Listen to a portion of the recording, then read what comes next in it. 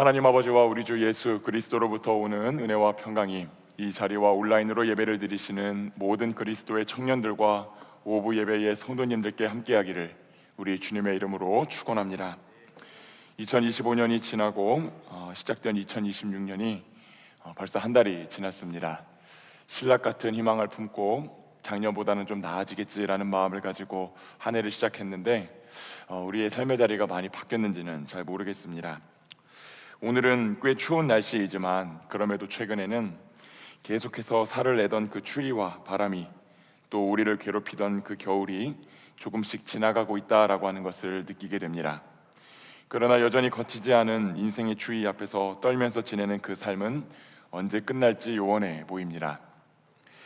최근에 계속해서 우리 액티비티의 지체들을 또 신방할 기회들이 있었습니다. 신방을 하다 보니 참 많은 지체들이 해결되지 않은 수많은 문제와 또 고민과 갈등 속에서 그 삶뿐만이 아니라 신앙의 위기까지 많이 겪고 있다는 것을 좀 느끼게 되었습니다. 그래서 열심히 붙잡아오던 것들을 하나둘씩 포기하며 살아가는 지체들이 있다는 것도 많이 보게 된 요즘입니다. 오늘 이 자리에 오신 여러분들의 생활은 그런 의미에서 좀 안녕하신지 모르겠습니다.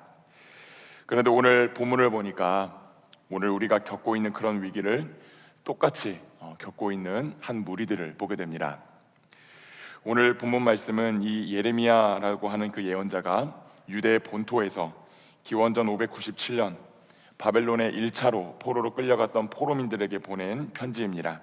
다 함께 오늘 본문 예레미야 29장 1절에서 2절의 말씀을 한번 읽어보도록 하겠습니다.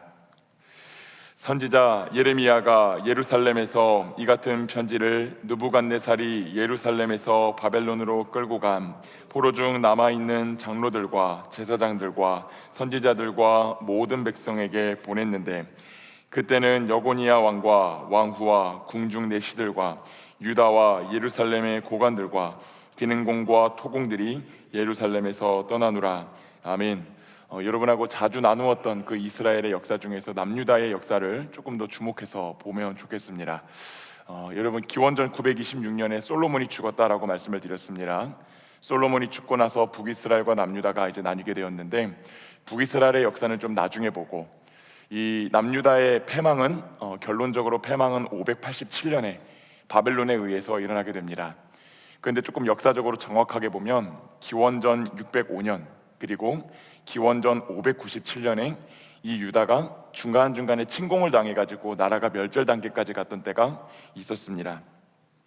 오늘 우리가 살펴보게 되는 본문은 남유다가 완전히 망한 기원전 587년으로부터 10년 전인 기원전 597년에 유다가 망할 뻔한 사건을 전제하고 있습니다.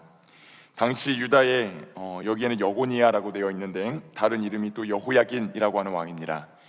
여호야긴 왕이 바벨론에 대항을 하다가 패배했고, 바벨론 왕은 그 여호야긴 왕을 비롯한 왕족과 귀족들, 나라 안에 있는 용사와 기술자들을 포로로 사로잡아서 바벨론으로 끌고 가게 됩니다.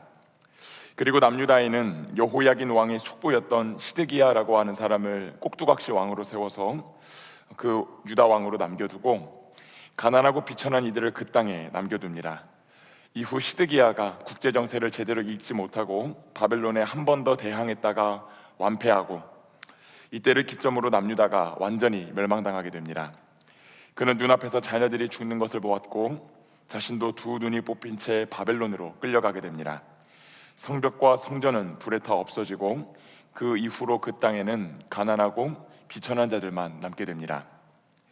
앞서 언급드렸던 것처럼 오늘 본문은 이 남유다라고 하는 나라가 완전히 패망하기 직전인 10년 전 기원전 597년에 바벨론의 1차 포로로 끌려가서 살고 있는 사람들을 대상으로 예레미야가 유대 땅에서 쓴 편지입니다.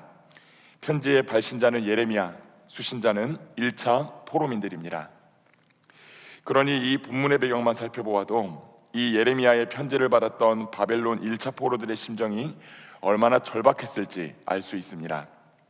과거가 그립고 정든 고향이 그립고 익숙하게 활보하던 그 동네 거리가 그립고 내가 살던 그 집이 그리웠을 것이고, 그래서 어떻게든 빨리 그곳을 벗어나서 그 바벨론 포로지를 벗어나서 귀환하고 싶다라고 하는 생각을 하며 살았을 것입니다. 그런데 좀 더 자세히 살펴보면 이 바벨론 포로지에서 살고 있던 이들을 둘러싸고 있던 문제가 단순히 감정적으로만 괴롭고 슬픈 데서 그치지 않았다라는 것을 보게 됩니다. 그들은 정서적인 고통뿐만이 아니라 현실적인 문제로도 또 영적인 문제로도 그렇게 많은 문제에 휩싸여 있었습니다. 당시 고대 중동에서 국가들의 전쟁은 사람과 사람의 전쟁이기에 앞서서 그 나라들이 섬기고 있는 신과 신의 전쟁이었습니다. 그러니 유대인들에게 있어 자신들이 지금 예루살렘에 있는 게 아니라 바벨론 포로지에 끌려와 있다라고 하는 것은 내가 섬기고 있던 그 여호와 하나님이 바벨론의 신이었던 마르둑이라고 하는 바벨론 신에게 졌다라고 하는 사실을 상징하는 것입니다. 그래서 어떤 포로민들은 하나님보다도 더 강력하다고 여겨지는 마르둑과 그런 우상들을 향하여 절하고 우상 숭배를 했습니다. 더 나아가 당시의 사람들은 다양한 신들이 있고 그 신들이 주관하는 영역이 정해져 있어서 그 영역을 벗어나면 힘을 쓰지 못한다라고 생각하며 살았습니다. 당시 유대인들에게 있어 하나님은 예루살렘 성전에 머물러 있는 신이었습니다. 그러니 그들의 관점에서 생각해 보았을 때 포로지는 하나님이 계시지 않는 곳이었고 하나님이 일하시거나 역사하실 수 없는 곳이었으며 당연히 제사를 드리거나 하나님의 율법을 지키는 등 하나님과의 관계를 위한 어떤 것도 행할 수 없는 곳이었습니다. 그래서 그들은 우상 숭배에 빠졌을 뿐만 아니라 형식적으로나마 지켜오던 그 제사도 제대로 지키지 못하게 됩니다. 그뿐만이 아닙니다. 어떤 이들은 그리운 고국에 돌아갈 수 없을 것이라는 생각으로부터 오는 깊은 절망에서 빠져나오지 못한 채 살았습니다. 그런데 또 어떤 이들은 너무나도 허황된 희망을 품고 살았습니다. 왜냐하면 당시 바벨론 포로지에는 하나님의 이름을 빙자한 거짓 예언자들이 판을 치고 있었기 때문입니다. 이 거짓 예언자들이 뭐라고 예언을 했냐면 딱 2년만 기다리면, 몇 년이라고요? 2년만 너희가 참고 기다리면 하나님이 그 바벨론과 그 왕을 꺾으시고 포로지를 탈출하여 예루살렘으로 귀환하게 해주실 것이라는 예언을 하고 다녔습니다. 이 거짓 예언자들이 너나 할 것 없이 입이라도 맞춘 것처럼 다 그렇게 거짓을 예언하고 살았다라는 것입니다. 그래서 이 거짓 예언들로 인해 백성들은 헛된 희망을 품고 현실을 제대로 살아내지 않습니다. 제대로 된 집도 짓지 않고 농사도 짓는 둥 마는 둥 하고 결혼도 하지 않으며 그저 조금만 참으면, 조금만 기다리면 내가 꿈에도 그리던 그 예루살렘으로 귀환할 수 있을 것이라고 하는 그 헛된 희망에 빠져 살았습니다. 이처럼 포로지에서 살아가는 백성들의 삶 가운데는 영적이면서도 현실적인 문제들이 넘실거렸다라는 것을 우리는 보게 됩니다. 그런데 오늘 본문에 등장하는 이 포로지에서 살아가고 있는 백성들의 모습이 참 우리와 많이 닮아 있습니다. 오늘 하나님을 믿는다고 말하는 그리스도인들의 삶, 특별히 우리 청년들의 삶을 자세히 들여다보면 참 많은 이들이 각자의 포로지에 발이 묶인 채 그곳에서 헤어나오지 못하고 있구나라고 하는 사실을 보게 되는 것 같습니다. 오늘 이 포로지가 우리에게 무엇을 의미할까 생각을 해보면 다양하게 적용을 해볼 수 있을 것 같아요. 내가 믿고 있는 전지전능하다고 자신을 소개하시는 그 하나님이 세상에 관영하고 있는 악과 죄 앞에 혹은 돈이나 명예나 권력이라고 하는 그 우상 앞에서 패배하신 것만 같이 보이는 그런 세상을 상징할 수도 있고, 하나님이 계시지 않는 것처럼 느껴지고 도저히 그곳에서는 어떤 모습으로도 예배할 수 없다 느껴지는, 그래서 말씀 생활과 기도 생활을 포기하게 만드는 학교나 직장이나 가정 등 특정한 삶의 자리가 될 수 있겠습니다. 또 어떤 이들에게는 너무나도 마음 아프지만 한때 사랑했고 또 지금도 사랑하고 앞으로도 사랑하고 싶지만 그러기엔 너무 힘들어져 버린 교회 공동체를 의미할 수도 있겠습니다. 또 특정 장소뿐만 아니라 어떻게든 벗어나고자 발버둥 치며 노력해도 벗어날 수가 없어서 깊은 절망의 수렁으로 빠지는 어떤 상황이 있다라고 한다면 그건 역시 포로지일 것입니다. 잠깐 있으면 지나가겠지, 그냥 어찌저찌 흘러가겠지 하며 헛된 희망을 아무렇지 않게 붙잡은 채 애쓰고 수고하고 단련하고 노력하고 있던 모든 것을 자포자기 해버린 나의 인생까지도 우리는 포로지라고 생각을 해볼 수 있겠습니다. 하나님이 날 버리신 것만 같은 곳, 하나님을 예배할 수 없는 곳, 그리하여 깊은 좌절과 절망에서 헤어나오지 못한 채 애써 붙잡고 있던 신앙과 일상을 점점 포기하게끔 만드는 장소, 그 모든 상황이 바로 오늘 우리가 본문에서 읽은 포로지가 의미하는 것이겠지요. 사랑하는 여러분, 오늘 이 자리에 이런 포로지를 경험하며 살고 계신 분들은 안 계십니까? 나를 사랑하시고 인도하신다는 그 하나님이 부재하신 것 같은 오늘을 살고 계신 분, 몸은 여전히 예배에 나와 있지만 여전히 삶을 짓누르는 고민과 고통들 때문에 마음은 저기 멀리 절망의 수렁텅이에 빠져 계신 분, 그래서 말씀과 기도 생활도 점점 무너지고 계신 분, 내가 성실히 감당해 오던 그 작은 일상까지도 포기하고 계신 분은 안 계십니까? 오늘 그런 분들이 계신다면 하나님께서는, 오늘 본문에 나타난 그 하나님께서는 여러분에게 이와 같이 말씀하시기를 원하십니다. 하나님은 오늘도 나의 포로지에 찾아오셔서 말씀하시고 격려하시고 희망을 약속하고 계신다라고 하는 것을 저와 여러분이 잘 살펴보아야 된다는 것입니다. 한번 말씀으로 돌아와서 보면은 우리는 바벨론 포로지에서 이렇게 저렇게 무너지고 포기하며 괴로워하는 그 포로민들의 일상을 보았습니다. 이제 그들을 향한 하나님의 처방전이 주어집니다. 다 함께 예레미야 29장 4절의 말씀을 한번 읽어보겠습니다. 만군의 여호와 이스라엘의 하나님께서 예루살렘에서 바벨론으로 사로잡혀가게 한 모든 포로에게 이와 같이 말씀하시니라. 아멘. 오늘 성경은 분명하게 말합니다. 하나님께서 예루살렘에서 바벨론으로 사로잡혀가게 한, 유다 백성들은 하나님이 바벨론의 마루둑에게 졌기 때문에, 하나님이 자신들을 버리셨기 때문에 포로가 되었다라고 생각했습니다.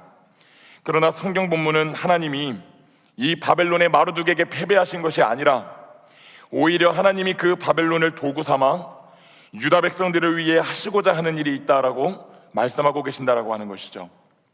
물론 이 방식은 유다 백성들이 도저히 이해할 수 없는 방식이었습니다.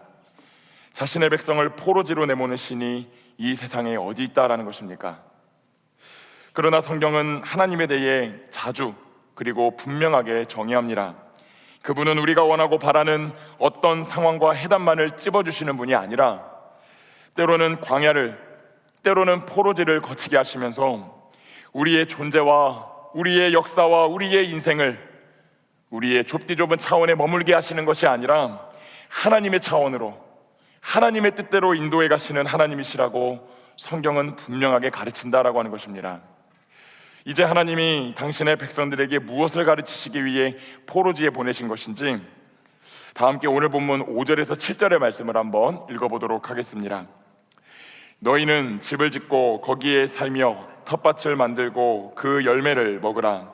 아내를 맞이하여 자녀를 낳으며 너희 아들이 아내를 맞이하며 너희 딸이 남편을 맞아 그들로 자녀를 낳게 하여 너희가 거기에서 번성하고 줄어들지 아니하게 하라. 너희는 내가 사로잡혀가게 한 그 성읍의 평안을 구하고 그를 위하여 여호와께 기도하라. 이는 그 성읍이 평안함으로 너희도 평안할 것임이라. 아멘. 하나님은 백성들에게 고국에서 안전하게 살았을 때 했던 그 삶을 포로지에서도 이어가라고 말씀하십니다. 집을 짓고 텃밭을 만들어 농사도 잘해서 수확을 내며 사랑하는 이들을 만나 연애도 하고 결혼도 하여 가정도 꾸리라 라고 명령하십니다. 그래서 그 이스라엘의 숫자가 줄어들지 않게끔 하라라고 명령하십니다. 더 나아가 하나님은 유다 백성들에게 자신들을 사로잡아 포로로 만들었던 그 바벨론인들을 위하여서까지 기도하라고 말씀하십니다. 그 원수들이라 할지라도 그들이 평안해야 그들과 함께 살아가는 그 유다 백성들도 평안할 것이다 라고 말씀하시는 것입니다. 그리고 오늘 본문 8절에서 9절을 보면 하나님은 거짓 예언자들이 전하는 거짓 예언을 믿지 말라, 거짓 평안을 믿지 말라라고 말합니다. 아주 짧은 기간 동안만 힘들다가 귀국할 수 있을 것이라는 거짓말을 믿지 말고 내가 정말로 벗어나고 싶어하는 그 포로지에 뿌리를 내리고 살아가는 법을 배우라고 우리 주님이 명령하신다는 것이지요. 다 함께 오늘 본문 10절 말씀을 한번 그 이유를 찾아보기 위해 한번 읽어보도록 하겠습니다. 여호와께서 이와 같이 말씀하시니라. 바벨론에서 70년이 차면 내가 너희를 돌보고 나의 선한 말을 너희에게 성취하여 너희를 이곳으로 돌아오게 하리라. 아멘. 거짓 예언자들은 몇 년 만에 귀국한다고 했습니까?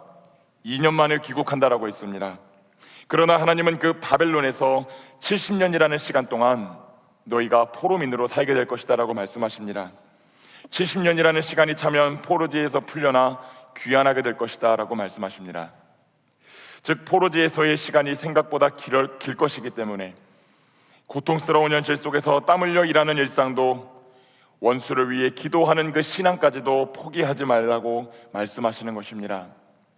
우리의 세상이, 이 대한민국이라고 하는 나라가, 내가 몸담고 있는 가정과 학교와 일터가, 혹은 어떤 고통으로부터 벗어나지 못하고 있는 어떤 상황과 환경이 너무나 가혹하게 느껴진다 할지라도 지금껏 하나님을 신앙하던 일을 포기하지 말고, 성실히 갖고 오던 그 일상 역시 포기하지 말고 끝까지 잘 감당하라라고 하는 말씀입니다. 이 말을 들은 유다 백성들은 어떤 반응을 보였을까요? 이 1차 포로로 끌려갔던 백성들은 이 편지를 보고 실망감과 당혹감을 감추지 못합니다. 실제로 예레미야 29장 15절 이후의 본문부터 보면 이 편지를 받은 그 포로지에 머물고 있던 리더십들이 본국에서 이 편지를 보내온 예레미야를 징계하라고 서신을 씁니다. 포로 기간이 길 것이라 예언한 예레미야를 거짓 예언자로 본 것입니다. 즉 그들은 여전히 단 것은 삼키고 쓴 것은 내뱉는 그 신앙을 버리지 못한 모습을 보여줍니다. 연단이 필요하다라고 하는 것을 보여주는 것이죠. 오늘 이 말씀을 들으신 여러분 중에도 이런 하나님의 말씀과 계획이 여전히 이해가 안 되고 원망스러우신 분들이 계실 줄로 압니다. 그러나 저와 여러분이 기억해야 되는 것은 이 예레미야의 예언이 결코 절망으로 끝나지 않는다라고 하는 것입니다. 다 함께 오늘 예레미야 29장 11절에서 14절의 말씀을 한번 큰 목소리로 읽어보도록 하겠습니다. 여호와의 말씀이니라. 너희를 향한 나의 생각을 내가 아나니 평안이요 재앙이 아니니라. 너희에게 미래와 희망을 주는 것이니라. 너희가 내게 부르짖으며 내게 와서 기도하면 내가 너희들의 기도를 들을 것이요 너희가 온 마음으로 나를 구하면 나를 찾을 것이요 나를 만나리라. 이것은 여호와의 말씀이니라. 나는 너희들을 만날 것이며 너희를 포로된 중에서 다시 돌아오게 하되 내가 쫓아보내었던 나라들과 모든 곳에서 모아 사로잡혀 떠났던 그곳으로 돌아오게 하리라. 이것은 여호와의 말씀이니라. 아멘. 하나님은 예레미야를 통해 말씀하십니다. 너희를 향한 나의 생각을 내가 알아. 그것은 불안이 아니라 참 평안이야. 재앙이 아니라 축복이야. 내가 너희에게 주고자 하는 것이 미래와 희망이야 라고 분명하게 말씀하십니다. 사랑하는 여러분, 이것은 단순히 거짓 예언자들이 말했던 것 같은 어찌저찌 지나갈 거야, 이 고통이 순식간에 지나갈 거야 라고 하는 그 싸구려 평안과 예언과는 다른 것입니다. 건강에 문제를 가진 사람에게 건강이 좋아질 겁니다 라고 말하는 것과는 다른 내용입니다. 경제적으로 궁핍하고 어려움을 겪고 있는 그 사람들에게 이제 곧 형편이 좋아질 거라고 말하는 거랑은 다른 이야기라는 거예요. 하는 일에 실패하고 자존감이 무너져 일어서지 못하는 이들에게 기운 좀 내봐 라고 말하는 것과는 다른 이야기입니다. 가정의 문제, 자녀의 문제, 삶의 문제 가운데 깊은 고통 가운데 있는 사람에게 이제 곧 다 잘 될 거예요 라고 말하는 거랑은 다른 이야기입니다. 왜요? 사람이 아니라 하나님의 약속이기 때문에. 나를 사랑하시고 나를 향한 나의 계획을 누구보다도 잘 아시고 나를 향한 당신의 희망을 반드시 이루어주시는 그 하나님이 직접 하신 그 약속이기 때문입니다. 계속해서 살펴보았듯 이 유다 백성들은 포로지는 하나님이 계시지 않는 곳이라고 단정지었습니다. 하나님을 예배할 수 없는 곳이라고 여겼습니다. 그래서 모든 것을 손 놓은 채 포기하며 살아갔습니다. 깊은 절망에 빠진 채 거짓 평안과 예언을 탐닉하고 하던 일을 내려놓고 삶을 내려놓았습니다. 그러나 하나님은 분명하게 말씀하십니다.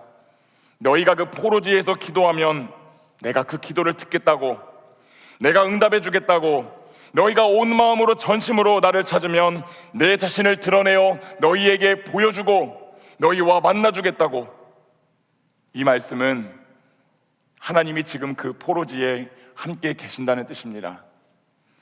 당신의 백성이 고통받는 현장에, 연단을 받는 아픔의 현장에, 그 영혼과 마음이 정결해지기 위해 훈련을 받는 자리에 하나님이 함께 하신다라는 뜻입니다. 우리의 눈에 보기에 기도할 수 없는 포로지에 머물러 있더라도 하나님께서 거기에 계신다면 그곳은 더 이상 포로지가 아닙니다. 그곳은 포로지가 아니라 하나님의 역사를 경험하게 되는 선교지로 변하게 되는 것입니다. 그리고 하나님은 때가 되면 비록 너희가 원하는 때는 아닐지 몰라도 너희를 향한 나의 선한 생각을 이루는 그 때가 되면 너희가 원하고 기대했던 피상적인 회복 대신 놀라운 기쁨과 온전한 회복을 줄 것이라고, 반드시 그렇게 해주겠다라고 주님은 약속하십니다. 사랑하는 여러분, 이것이 하나님께서 포로지에 묶인 것만 같은 저와 여러분 같은 인생에게 주시는 놀라운 은혜인 줄로 믿습니다. 놀라운 약속이지요. 우리는 우리의 포로지에서 하나님을 경험할 수 없다라고 절망합니다. 내 생각과 마음과 계획으로 짠 시간표대로, 그 땅의 시간표대로 하나님이 빨리빨리 움직여 주셔야 된다라고 말합니다. 그러나 그 계획대로 되지 않을 때 근심과 걱정과 고통 많은 내 가정에서, 내 공동체에서 더 지낼 수 없다라고 판단합니다. 그래서 말씀과 기도 생활을 포기하고 열심히 해오던 섬김과 봉사도 다 포기하고 내가 성실히 해오던 일상의 일조차 포기하며, 그렇게 다 포기하며 살아갑니다. 그 자리를 지키길 거부하고 빨리 이곳에서 벗어나게만 해달라고, 빨리 탈출하게 해달라고 말합니다. 내가 짠 시간표에 안 맞춰주신다고 하나님을 향하여 때를 씁니다. 그러나 하나님께서는 우리에게 오늘 말씀을 통해 하늘의 시간표가 있다라고 말씀하십니다. 하나님께서 나를 위해, 우리를 위해 짜신 그 시간표가 따로 있다고 말씀하신다는 거예요. 그 시간표를 따라 잘 걸어가면 반드시 하나님의 회복이라고 하는 좋은 열매를 맺게 된다라고 주님이 약속하십니다. 그렇다면 여기서 한 가지 질문이 생깁니다. 하나님의 회복은 구체적으로 언제 일어날까요? 질문입니다. 언제 일어날까요? 그 질문에 대한 답은 정확히 알 수 없다입니다. 인간은 하나님께서 정해두신 뜻을 마음대로 바꿀 수 있는 존재가 아니라 그 뜻에 맞추어 살도록 지음받은 존재이기 때문입니다. 전도서 3장 11절 말씀을 보면 이런 말씀이 있습니다. 그러나 하나님이 하시는 일의 시종을 사람으로 측량할 수 없게 하셨도다. 그럼 포로지에서 살아가고 있는 우리가 해야 할 일은 무엇일까요? 그저 손 놓고 있으면 될까요? 먼저 우리를 향한 하나님의 뜻이 저주가 아니라 미래와 희망이라는 사실을 굳게 신뢰해야 됩니다. 그리고 하나님께서 하나님의 때에 하나님의 방법으로 우리의 삶을 온전히 회복시켜 주시리란 그 믿음을 가지고 기도하며 도피하지 않고 주어진 현실을 성실하게 충성스럽게 살아내야 됩니다. 하나님은 분명히 우리의 기도를 들어주시는 분이십니다. 그 일은 포로지에서도 분명하게 일어납니다. 그러나 중요한 것은 때가 있다라고 말씀하십니다. 어떤 기도는 우리가 드리다 보면 매우 빠르게 응답이 되는 것을 보게 됩니다. 그것은 그 기도의 응답이 하나님께서 보시기에 우리에게 급하게 필요하기 때문입니다. 그런데 어떤 기도는 우리가 경험하고 있는 것처럼 매우 더디게 이루어집니다. 그것은 하나님께서 그 기도를 이루어 주시기에는 아직 적절한 때가 이르지 않았다라고 판단하셨기 때문입니다. 그렇다면 우리의 기도가 바로 이루어지지 않을 때 우리는 어떻게 행동해야 되겠습니까? 하나님이 내 포로지에서 빨리 꺼내주시지 않는 것처럼 보일 때, 그때는 하나님을 향해 불평과 원망을 늘어놓기보다 우리의 기도와 믿음의 내용을 한 번쯤 바꾸어 볼 필요가 있을 줄로 믿습니다. 하나님, 나는 내 포로지에서 벗어나고 싶습니다. 그러나 하나님이 정하신 때가 있는 일이라면 하나님께서 온전히 이루실 그 회복을 바라보며 그 회복을 신뢰하며 이 포로지에서의 시간을 견딜 수 있도록 굳건한 믿음을 주시옵소서. 하나님께서 계획하신 때에 온전한 회복을 누릴 수 있도록 그날까지 저를 붙들어 주시고 그때까지 저의 자리를 신실하게 지킬 수 있도록 용기와 힘을 더하여 주시옵소서.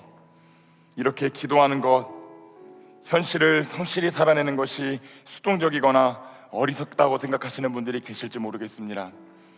그러나 나의 시간표, 그 땅의 시간표에 하나님께서 계획하신 때를 억지로 끼워 맞추지 않고 하나님의 시간표에 그 하늘의 시간표에 나의 삶을 조율하고자 기도할 때 하나님은 우리의 삶을 우리가 상상하지 못한 방법으로 놀랍게 회복시켜 가실 것입니다. 여러분의 삶, 여러분의 영혼과 마음에 새기신 하나님의 궁극적인 뜻이 미래와 희망이기 때문입니다. 말씀을 맺겠습니다. 그러니 사랑하는 여러분, 이제 우리가 주님이 주신 미래와 희망을 품고 다시 살아내야 되겠습니다. 미래와 희망을 산다라고 하는 것은 내 삶의 미래와 희망을 선포하신 하나님의 약속을 붙들고 포로제 같은 삶의 연장에서 그 무엇도 포기하지 않고 더 굳세게, 더 신실하게 사는 것입니다. 그것이 하늘의 시간표를 가슴에 품고 사는 사람들이 가지는 인생의 지혜입니다. 사랑하는 여러분, 그러니 오늘 내 포로지에서 말씀이 무너지신 분들이 계신다면 이제 다시 그 약속의 말씀을 붙잡으시기를 축복합니다. 무릎 꿇고 기도하는 삶을 잃어버리신 지가 오래되었다면 다시 무릎을 꿇고 하나님 앞에 엎드려 기도하는 그 삶을 잘 회복하실 수 있기를 축복합니다. 가정에서, 교회 공동체에서 사랑하길 포기하고 용서하고 품는 일을 포기하고 섬김과 봉사를 포기하셨더라면 이제 다시 일어나서 그 일을 해보시기를 축복합니다. 해봐도 안 된다고 말하며 일상에서 펜과 연필을 놓고 계신 분들이 계신다면 다시 펜을 잡아 글을 써내려 가실 수 있기를 축복합니다. 내 일터에서 던져버렸던 삽과 곡괭이가 있다면 다시 그것을 붙잡고 여러분의 일터로 가실 수 있기를 축복합니다. 이어가야 함에도 힘들다는 이유로, 귀찮다는 이유로, 번거롭다는 이유로 다 놓아버린 그런 관계들이 있다면 다시 잘 붙잡아 보시기를 축복합니다. 그리고 그렇게 다시 일어나시는 과정이 때로는 너무 힘이 드실 때 여러분을 향한 주님의 약속의 말씀을 붙드시기를 축복합니다. 다 함께 예레미야 29장 11절에서 13절의 말씀을 여러분의 삶을 향하여 큰 목소리로 한번 선포해 보도록 하겠습니다. 여호와의 말씀이니라. 너희를 향한 나의 생각을 내가 아나니 평안이요 재앙이 아니니라. 너희에게 미래와 희망을 주는 것이니라. 너희가 내게 부르짖으며 내게 와서 기도하면 내가 너희들의 기도를 들을 것이요 너희가 온 마음으로 나를 구하면 나를 찾을 것이요 나를 만나리라. 아멘. 여러분을 향하신 우리 주님의 약속입니다. 그 약속을 굳게 신뢰하시고 하늘의 시간표에 나의 시간표를 조율하며 다시 일어나 주어진 자리를 신실하게 지키고 살아내는 모든 그리스도의 청년들과 오부 예배의 성도님들이 되시기를 우리 주님의 이름으로 축원합니다. 기도하겠습니다. 사랑과 자비가 풍성하신 하나님, 오늘 우리의 포로지에서 아버지 하나님을 향하여 눈을 들고 기도를 올려드립니다. 하나님, 너무나도 나의 삶을 옥죄이고 있는 이 포로지가 괴로워서 하루빨리 벗어나고 싶어서 하나님 앞에 기도할 때가 얼마나 많았는지요. 그러나 하나님은 때로는 그 포로지에서 뿌리를 내리고 살아가는 법을 배우라고 말씀하십니다. 그곳에서 연단받고 훈련되고 정금과도 같이 단련되어서 하나님의 나라를 위하여 귀하게 쓰임받을 수 있어야 되기 때문에 때로는 하나님이 우리에게 그 포로지를 허락하실 때 하나님, 우리가 하나님의 뜻을 받아들이고 하늘의 시간표가 어떠한지에 대해 질문하며 나의 시간표와 그 시간표가 때로는 맞지 않더라도 내 시간표를 그 시간표에 조율해 볼 수 있는 지혜를 허락하여 주시기를 원합니다. 그리하여 우리에게 주어진 그 일상 가운데 주어진 그 사명을 단 하나도 포기하지 말고 교회 안에서 교회 밖에서 성실하게 살아내며 지켜내며 그 자리를 감당할 수 있는 우리 모두가 될 수 있도록 인도하여 주시옵소서. 그렇게 하실 우리 하나님께 감사와 영광을 올려드리며 사랑이 많으신 예수 그리스도의 이름으로 기도드립니다. 아멘.